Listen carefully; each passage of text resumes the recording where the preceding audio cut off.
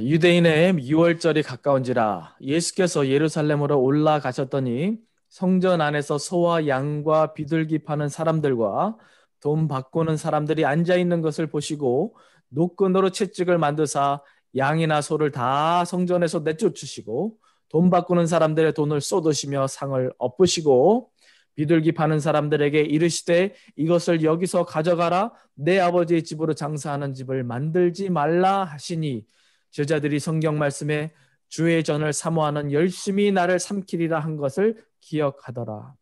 이에 유대인들이 대답하여 예수께 말하기를 내가 이런 일을 행하니 무슨 표적으로 우리에게 보이겠느냐.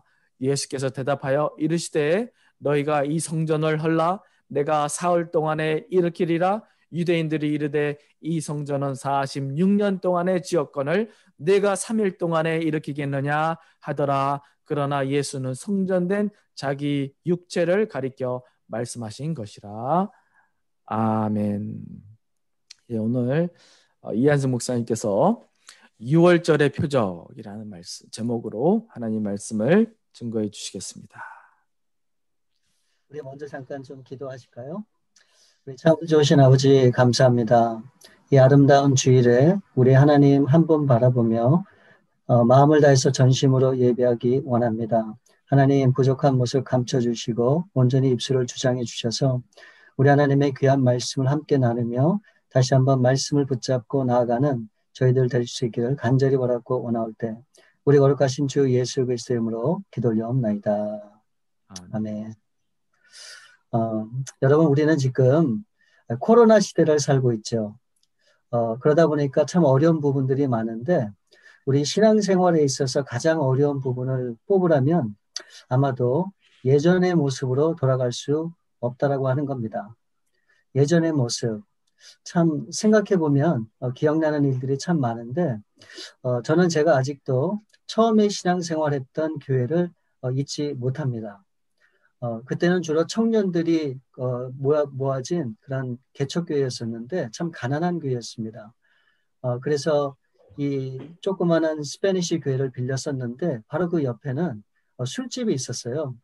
그래서 우리 젊은 이 열정 있는 청년들이 매일 모여서 기도하기를 정말 이 술집에 오가는 사람들이 다 예수님을 믿고 구원 얻기를 기도한 것이 아니라 하루속히 이 술집이 문을 닫고 다른 곳으로 나갔으면 이제 그렇게 기도를 했었던 기억이 있습니다. 근데 나중에 저희가 교회를 옮긴 다음에 나중에 결국은 이 술집이 문을 닫은 것을 확인할 기회가 있었죠. 그때는 정말 청년들이 자발적으로 이렇게 손을 걷어붙이고 정말 그 교회 지하에 작은 이 사람이 있을 수 없는 그런 공간이 있었는데 우리 청년들이 거의 일주일간을 거의 그 지저분한 곳을 다 치고 그래서 그 아름다운 공간을 만들어서 그곳에서 꿈과 비전을 키웠던 기억이 있습니다. 누가 시키지 않아도 모여서 함께 음식을 만들고 함께 기도하고 찬양하고 이 제자 훈련을 통해서 많은 그런 말씀을 나누었던 그런 기억이 있는데 그때 정말 신앙생활했던 것이 얼마나 이 기억에 많이 남고 또 그때가 그립기도 하고 그런 때가 다시 한번 돌아왔으면 하는 그런 생각을 할 때가 종종 있습니다. 아마 여러분들도 분명히 돌이켜보면 분명히 그런 때가 있을 겁니다.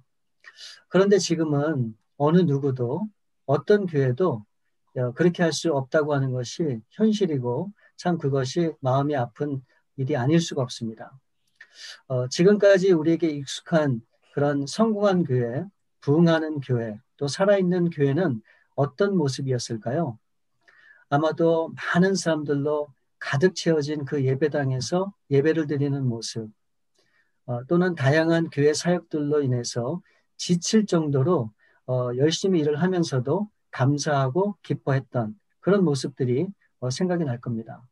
또한 파킹장에는 차를 댈 곳이 없어서 늘 불편해하고 모임을 해야 되는데 너무 많은 사람들로 모임할 장소가 없어서 고민했던 아마 그런 기억도 분명히 있으실 겁니다. 그런데 이런 일들이 그때는 생각해 보면 힘들고 어렵다 그렇게 기억이 되는데 지금은 그렇게도 할 수 없다고 하는 것이죠. 만일 예전에 이런 모습들이 우리가 정의하는 교회가 교회의 성장이고 이것이 교회의 부흥이었다고 한다면 지금 우리의 교회의 모습을 뭐라고 설명할 수 있겠습니까? 정체되어 있다고 말할 수 있겠습니까? 아니면 침체되어 있다고 말할 수 있을까요? 만일 그렇다면 오늘날의 교회는 이러한 코로나 세상에 어떤 희망과 소망의 메시지를 이 세상 가운데 전할 수 있을까요? 아니 어떻게 세상에 하나님의 빛을 비추고 복음의 사명을 감당하고 이 하나님의 뜻을 이 땅 가운데 이뤄갈 수 있을까요? 과연 우리는 무엇으로 이 세상을 변화시킬 수 있겠습니까? 사람들은 종종 얘기를 하죠. 우리는 힘을 길러야 한다. 그래야 우리가 영향력을 발휘할 수 있다. 그렇게 말을 합니다. 그래서 더욱 적극적으로 정치와 사회에 참여해서 우리 나름대로 옳고 그름을 판단해서 이 사회 전반에 기독교적 영향력을 끼쳐야 된다. 그래서 기독정당을 만들자라고 하는 그런 사람들이 있기도 합니다. 또는 이 기독교 기업인들을 많이 양성해서 그런 그 힘을 모아 이 사회 전반의 변화를 일으켜야 된다라고 하는 분들도 있습니다.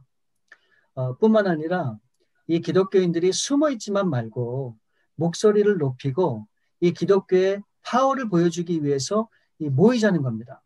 그래서 최소한 100만 명 정도가 모인다면 이 세상은 우리 기독교인들을 절대 무시할 수 없을 것이다.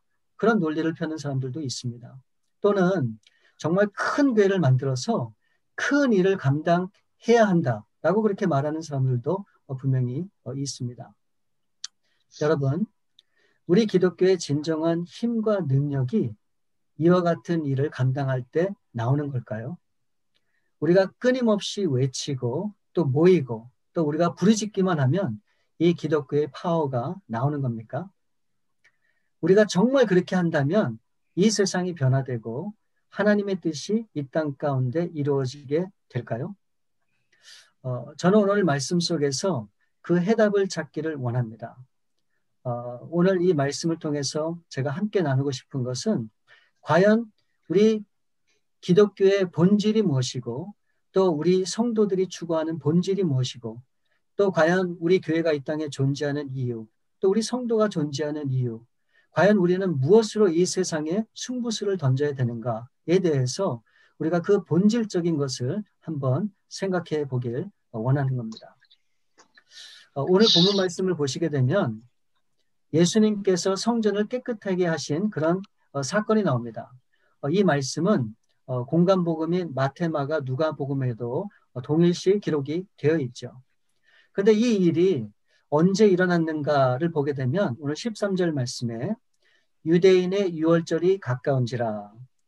그러니까 예수님께서 성전을 깨끗게 하신 일이 이 유월절과 연관이 있다라고 하는 것을 우리가 생각해 볼 수 있는 것이죠. 이 유월절은 77절 또는 오순절 그리고 초막절과 함께 이스라엘의 3대 절기로 이 성전에 올라가는 절기로 이 유대인이라면 반드시 지켜야 되는 절기입니다. 이제 유월절을 앞두고 있는 이 시점에 예수님께서는 십자가를 지시기 전에 이 호산나 다윗의 자손으로 찬송을 받으시며 이 나귀를 타고 예루살렘에 입성하시죠. 그러고 나오셔서 베다니에서 하룻밤 주무시고 그 다음날 월요일에 이제 다시금 성전에 들어가는 장면이 오늘 본문의 내용입니다. 이제 며칠 있으면 예수님께서 십자가에서 유월절에 어린 양으로 자기 자신을 드려야 되는 그런 상황이 다가오고 있는 것이죠. 반면에 흩어졌던 수많은 유대인들은 이 유월절을 지키기 위해서 예루살렘으로 모이고 있는 겁니다. 백성들은 매년 해온 대로 예전과 같이 이 절기를 지키기 위해서 예루살렘에 모이고 있었지만 3년 동안 예수님이 가르치고 말씀하신 이 유월절의 진정한 의미를 아는 사람들은 아무도 없었다고 하는 겁니다. 여러분, 유월절이 어떤 절기입니까? 유월절은 영어로 Passover, 그러니까 지나갔다, 넘어갔다라고 하는 그런 의미가 있죠. 기원전 1500년경에 하나님께서 모세를 부르십니다. 그리고 애굽에서 430년간 노예 생활을 하고 있는 이 이스라엘 백성들을 하나님이 적과 꿀이 흐르는 약속의 땅으로 이제 불러내기 위해서 이 모세가 바로를 찾아갑니다. 그래서 내 백성을 나가게 해달라. 그랬더니 이 바로가 흠쩍도 하지 않죠. 그래서 결국 이 모세가 9가지 재앙을 내렸음에도 불구하고 전혀 요동이 없는 거예요. 그래서 이제 모세가 마지막 10번째 재앙을 내리게 되는데, 애굽의 모든 처음 난 것은 장자로부터 가축에 이르기까지 모든 것들이 다 죽게 되는 그런 재앙인 것이죠. 그런데 하나님께서는 이 재앙 가운데 이스라엘 백성들을 이 재앙에서 살릴 수 있는 길을 알려주십니다. 그 자세한 내용이 바로 출애굽기 12장 말씀에 나오죠. 먼저 어린 양을 잡고 그 어린 양의 피를 문설주와 임방에 바르고 그 어린 양의 고기를 구워서 먹으면 된다는 겁니다. 그러면 이제 이 하나님의 이 심판의 천사가 온 애굽 땅을 지나갈 때 그 피가 있는 집은 넘어가게 되고, 그 피가 없는 집은 하나님이 그 천사를 통해서 심판을 하시겠다라고 하는 그런 메시지죠. 성경은 이 어린 양에 대해서 자세한 조건을 제시합니다. 바로 그게 출애굽기 12장 5절 말씀에 나와 있죠. 너희 어린 양은 흠없고 1년 된 수컷으로 하되 양이나 염소 중에서 취하고. 그러니까 이 어린 양의 조건은 이 세 가지를 말씀하고 있어요. 흠이 없어야 되고 1년 돼야 되고 수컷이어야 한다는 거예요. 여러분이 흠이 없는 어린 양을 어떻게 구분합니까? 그걸 지켜봐야죠. 오랫동안 봐야죠. 그래서 이 성경 말씀에 보면 출애굽기 12장에 그 어린 양을 정월 10일에 취해서 4일 동안, 그러니까 14일까지 그 어린 양을 간직하라고 말씀합니다. 그래서 흠이 없는지 있는지를 확인하는 것이죠. 그리고 두 번째는 뭡니까? 1년 된 어린 양이라고 했어요. 1년 된 어린 양은 이 사람의 나이로 따지면 한 30세 정도의 나이라고 그렇게 얘기를 합니다. 그리고 수컷이라고 얘기를 해요. 그러니까 이 모든 것들을 종합해 보면 이 어린 양은 누구를 얘기하는 겁니까? 유월절 희생양으로 십자가에서 죽게 되실 예수 그리스도를 미리 우리 가운데 보여주신 거예요. 이제 예수님께서 그 유월절의 어린 양으로 이제 하나님의 온전한 뜻을 이루기 위해서 성전에 들어가십니다. 그리고 예수님이 이 성전을 보실 때 놀라게 돼요. 이것은 도저히 성전이라고 말할 수 없는 강도의 소굴이 되어 있던 겁니다. 만민이 기도하는 집이 아니라, 하나님과 교통하는 자리가 아니라, 하나님 앞에 깨끗함을 받는 자리가 아니라, 하나님 앞에 헌신하는 자리가 아니라 완전히 강도의 소굴이 된 그 모습을 예수님이 보시게 된 거예요. 그래서 예수님께서 상을 얻고 채찍을 들 수밖에 없었던 것입니다. 역사학자 요세푸스에 의하면 당시 유월절에 드려졌던 그런 제물들, 소나 양이나 염소나 비둘기, 이런 모든 그런 제물들의 그 숫자를 25만 6,500마리다라고 그렇게 역사책에 기록하고 있습니다. 그러니까 제물 한 마리에 최소한 한 가족을 4명으로 계산을 해보게 되면 몇 명임을 알 수 있습니까? 대략 100만 명 이상인 것을 우리가 짐작해 볼 수 있죠. 그러니까 당시 이 예루살렘에 거주했던 사람들을 50만 명으로 추정을 해보면 곳곳에 흩어졌던 유대인들이 최소한 50만 명이 이 유월절을 지키기 위해서 이 예루살렘으로 찾은 겁니다. 그러니까 한번 상상을 해보세요. 이 예루살렘 주변, 감람산 주변, 이 모든 빈 공간에는 수많은 사람들이 텐트를 치고 거기에 거하면서 이 유월절을 지키기 위해서 그렇게 머물고 있는 것을 볼 수 있는 것이죠. 여러분, 말이 25만 마리의 그런 동물이지만 그 모든 동물들이 다 죽임을 당해서 피가 온 곳에 다 죽었다고 하면 그 피 냄새가 얼마나 진동을 했겠습니까? 여러분, 멀리 있었던 이 유대인들은 이 하나님 앞에 이 유월절을 지키기 위해서 예물을 들고 왔는데 온전한 예물을 드릴 수 없기 때문에 이 성전 주변에서 매매를 할 수밖에 없었던 겁니다. 분명히 양들 중에는 병든 것도 있었을 것이고 또는 온전하지 못한 그런 재물도 분명히 있었을 겁니다. 그래도 괜찮죠. 이 종교 지도자들이 인정만 해주면 아무런 문제가 될 것이 없었습니다. 또한 뿐만 아니라 이 유대인들은 1년에 한 번 이 반세겔씩 성전에 이 세를 내야 됐습니다. 미처 내지 못했던 사람들은 이 유월절 때 이 세겔로 환전해서 이 밀렸던 세금을 내면 됐습니다. 그렇기 때문에 이 돈 바꿔주는 사람들의 이 그때 그 비즈니스를 엄청나게 많이 해서 엄청난 차익을 그렇게 남기게 된 것도 우리가 보게 되죠. 어쩌면 분명 이런 것들이 여행자들의 편의를 봐주기 위해서 그렇게 시작이 됐을 겁니다. 어쩌면 더 좋은 제사를 드리기 위한 수단으로 그렇게 시작했을 수도 분명히 있을 겁니다. 그러나 결국 이 사람들의 이권을 챙기는 장사 수단으로 발전하게 되었고 결국은 이것이 강도의 소굴이 되고 만 것입니다. 여러분, 하나님의 성전은 어떤 곳입니까? 하나님이 거하시는 곳이에요. 하나님의 임재가 있는 곳입니다. 사무엘하 7장 말씀에 보면 다윗은 백향목으로 지어진 궁에서 살고 있었는데 어느 날 문득 이 다윗이 하나님을 생각하게 된 겁니다. 이 하나님을 보니까 자신은 백향목에 살고 있지만 하나님은 천막으로 지어진 성소에 계시다는 이 사실에 너무 놀라서 이 다윗이 하나님의 성전을 짓고자 마음을 먹습니다. 그러나 나단 선지자를 통해서 이 다윗은 피를 너무 많이 흘렸고 또 많은 죄를 지었기 때문에 이를 허락하지 않죠. 그럼에도 불구하고 이 다윗은 그것을 포기하지 않죠. 자신을 대신해서 성전을 지어줄 그의 아들 솔로몬에게 이 성전에 지을 모든 재료들을 다 준비해 줍니다. 그리고 이 다윗이 숨을 거두기 전에 그의 아들 솔로몬을 불러놓고 이제 마지막 유언을 하는 장면이 열왕기상 2장에 나와 있어요. 뭐라고 유언을 합니까? 하나님의 말씀대로 진실이 너가 행하기만 하면 이스라엘 왕위에 오를 사람이 내게서 끊어지지 않겠다. 그렇게 경고 아닌 경고의 유언의 말씀을 이 솔로몬에게 하고 이 다윗은 세상을 떠나게 되죠. 그리고 이 솔로몬은 주전 957년에 이제 성전을 짓기 시작해서 7년 동안의 성전을 지어 드디어 주전 950년에 이 성전을 완성하게 됩니다.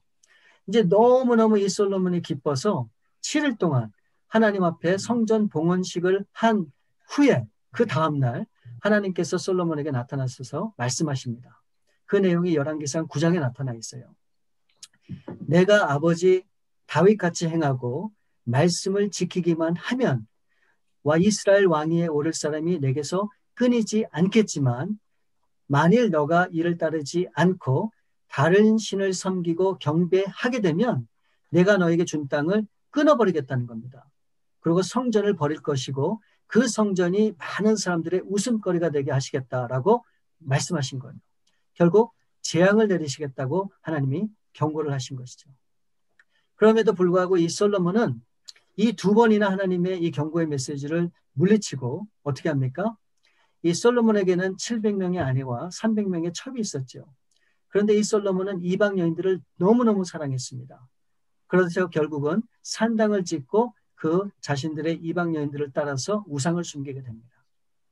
그래서 결국 이로 인해서 주전 930년 때 이 솔로몬의 아들 르호보암, 바로 그때 이스라엘 나라가 분열되게 되죠.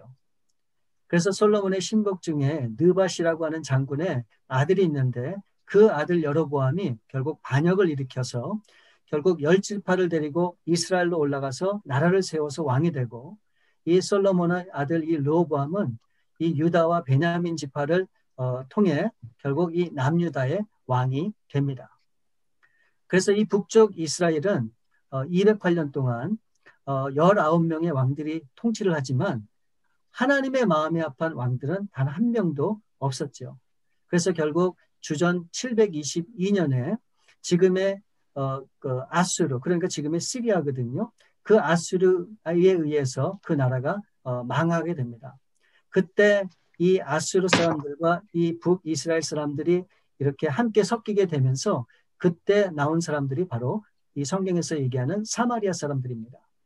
그리고 이 남쪽 유다도 344년 동안에 20명의 왕들이 통치를 합니다. 근데 이 남유다는 그래도 선한 왕들이 좀 있었습니다. 그 대표적인 사람들이 여호사밧, 또 히스기야, 요시야 등이 있는데 결국 이 남유다도 결국 586년도에 바벨론에 의해서 망하게 되는데 이 바벨론은 이라크죠. 결국 이 이라크에 의해서 망하게 되면서 이 성전도 파괴됩니다. 그리고 이 세 번에 걸쳐서 이 이스라엘 백성들이 이 바벨론의 포로로 끌려가게 됩니다. 그때 하나님께서는 포로로 끌려가는 이 백성들에게 약속의 말씀을 주시죠. 비록 70년 동안은 이 바벨론에서 포로 생활을 하겠지만 반드시 돌아올 것이고 다시금 파괴된 성전을 회복할 것이라는 그런 약속을 이 백성들에게 주십니다. 그러고 나서 주전 539년에 이 페르시아, 그러니까 지금의 이란이죠. 바사라고도 하는데 그 페르시아가 이 바벨론을 침공을 합니다. 그래서 점령을 하게 되죠.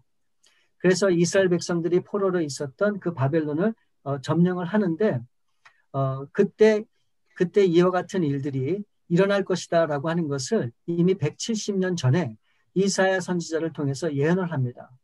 결국 그것을 이 고레스 왕이 알게 되어 큰 감동을 받고 주전 538년에 어떻게 합니까? 이 주전 538년도에 이 바벨론의 포로로 잡혀온 이 이스라엘 백성들을 이 고레스 왕이 해방시켜주고 또 파괴된 성전을 이 파괴된 솔로몬 성전을 재건하도록 이제 칙령을 내립니다. 그래서 하나님께서 예언하신 대로 정확히 70년이 지난 주전 516년도에 이 수룹바벨이라고 하는 사람이 주도해서 결국 수룹바벨 성전이 완성되게 되는 것이죠. 그렇지만 결국 로마에 의해서 나중에 다시 이 수룹바벨 성전이 무너지게 되죠. 그래서 이제 로마 시대에 들어서 이 헤롯 왕이 이 유대인들의 환심을 사기 위해서 이 파괴된 수룹바벨 성전 위에다가 이제 새로운 성전을 다시금 짓게 됩니다. 그게 주전 BC 20년에 짓기 시작해서 이제 주후 63년에 완공을 한 바로 이 헤롯 성전입니다. 자그마치 83년 동안 지어진 이 성전인데 바로 예수님 당시에 있었던 그 성전이 바로 이 헤롯 성전이죠. 오늘 본문 말씀 18절에 보면 이 유대인들이 예수님께서 표적을 보여달라 할 때 19절에 예수님께서 이렇게 말씀하십니다. 너희가 이 성전을 헐라 내가 사흘 동안에 일으키리라. 그랬더니 20절에 유대인들이 뭐라고 반박합니까? 이 성전은 46년 동안 지었는데 어떻게 3일 만에 다시 일으키겠느냐. 이거는 있을 수 없는 일이다. 그 불가능한 일이다. 그렇게 얘기를 합니다. 참고로 아직 성전은 완성된 것이 아니라 계속해서 짓고 있었던 그런 상황입니다. 그러니까 여러분 계산을 한번 해보시기 바랍니다. 이 성전을 짓기 시작한 때가 주전 20년이죠. 그리고 46년 동안 지었다고 얘기하고 있습니다. 그러니까 주전 20년 플러스 주후 26년을 합하면 46년이 되죠. 그러니까 주후 26년, 그러니까 AD 26년이면 그때가 어느 때입니까? 예수님이 정확하게 공생애를 시작할 때예요. 왜요? 예수님은 BC 4년경에 태어나셨으니까 AD 26년이면 예수님이 30세 되는 때입니다. 그럼 여러분 이런 질문이 생기죠.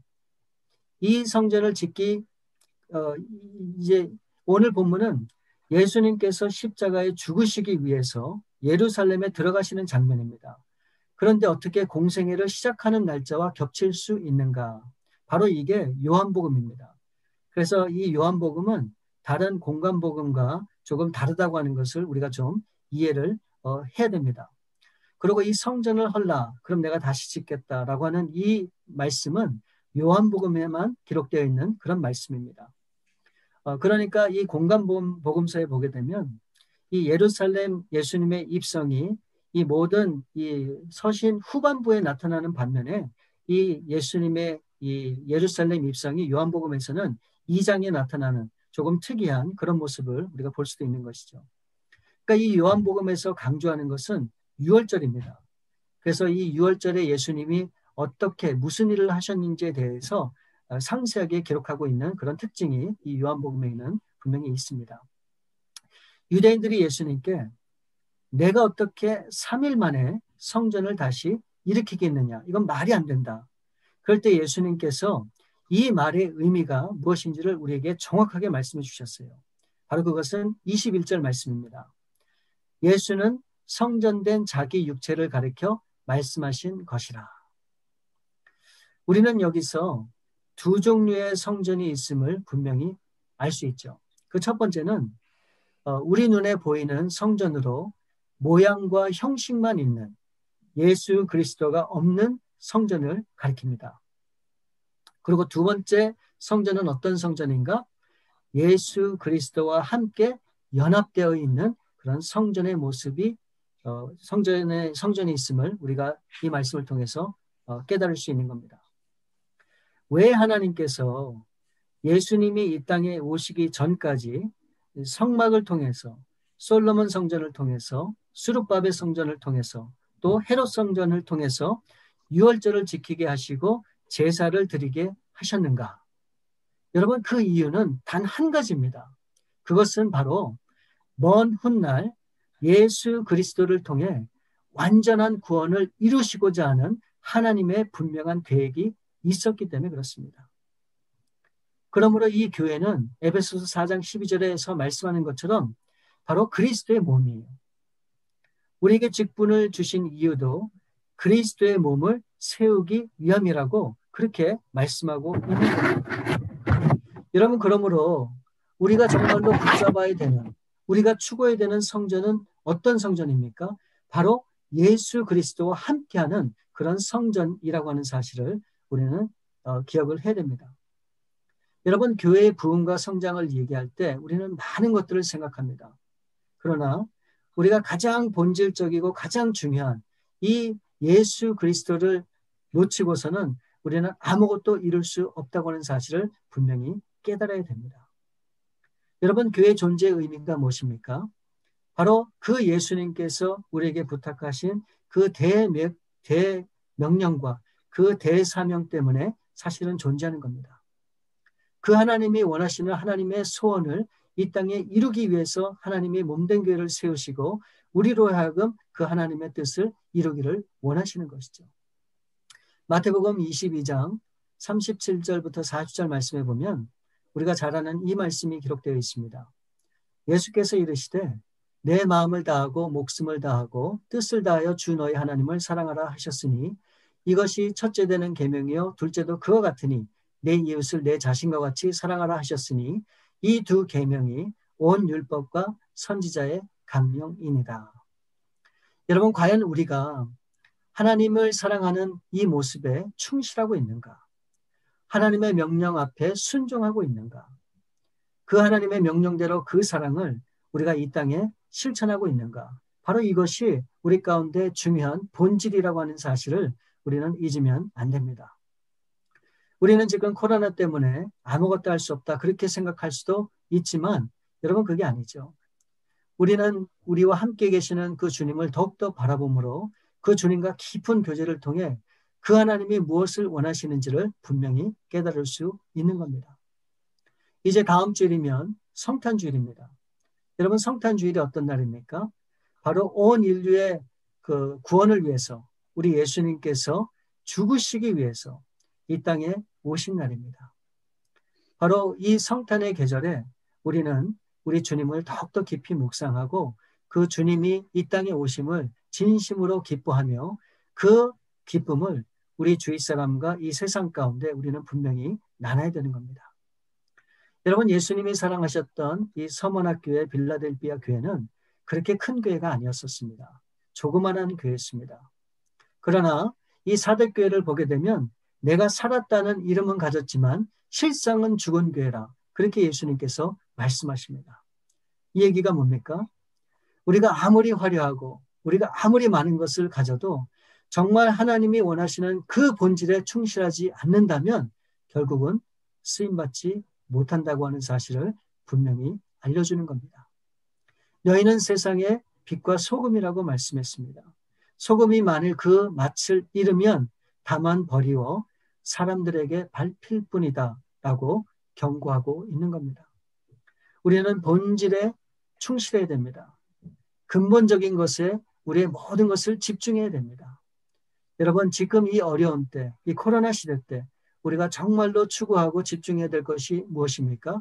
바로 그것은 6월절의 어린 양의 희생으로 우리를 구원하시기 위해서 십자가에 달리신 바로 예수 그리스도를 바라보는 것입니다. 그리고 그 주님을 묵상하는 것입니다. 그리고 그 주님이 주시는 그런 마음과 깨달음을 가지고 우리가 할 수 있는 일을 우리 주님 앞에 구할 때 분명 그 주님께서 지금 이 시점에 우리가 어떤 일을 감당해야 할지를 분명히 알려주시리라 저는 그렇게 믿습니다. 여러분, 우리 합당한 성도로서의 모습을 통해서 우리 하나님 앞에 영광 돌리시는 또 쓰임 받을 수 있는 그런 저와 여러분들 될 수 있기를 우리 주님의 이름으로 축원을 드립니다. 우리 함께 기도하시겠습니다. 좋으신 아버지 감사합니다. 6월절의 어린 양의 희생양으로 이 땅에 오신 그 예수님을 다시 한번 바라보며 이 성탄의 계절에 다시 한번 그 주님의 놀라운 그런 한량없이 신 사랑과 은혜를 저희가 다시 한번 묵상하며 바라볼 수 있기를 원합니다. 아버지 하나님, 정말 사람들은 힘들어하고 참으로 고통스러워하고 어려워하는 이때 정말 참 소망과 기쁨이 되기 위해서 이 땅에 오신 그 놀라운 주님의 사랑을 증거하고 전하고 또 그 사랑을 깊이 묵상하는 우리 모든 성령들 될 수 있게 도와주셔서 정말 하나님이 우리를 부르신 그 부르심이 무엇인지를 분명히 깨달아 하나님 앞에 이제 쓰임받기를 다짐하고 결단하여 앞으로 나아가는 우리 귀한 성령들 될 수 있도록 우리 주님 함께하여 주시옵소서. 모든 것을 우리 주 앞에 맡겨오며 감사드리며 거룩하신 주 예수 그리스도 이름으로 기도 올려옵나이다.